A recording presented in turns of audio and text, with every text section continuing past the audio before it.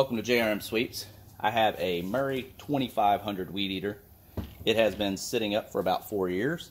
I went ahead and ordered a carburetor off of Amazon for less than $12.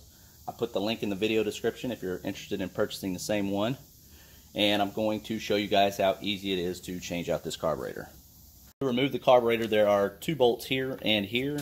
You can use a flathead, but if a flathead does not work, you may need to use a T-bit.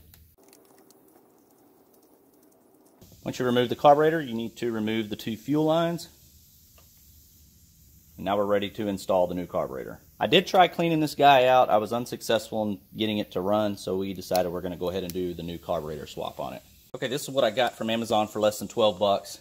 Has the fuel screw adjuster tool, a brand new carburetor, an extra fuel line in case you need to replace that, extra bulbs, and then the 2 gaskets that come with it. So now we're ready to just put this together. I'm not going to replace the fuel lines because mine are in good shape, so we'll just save that for later.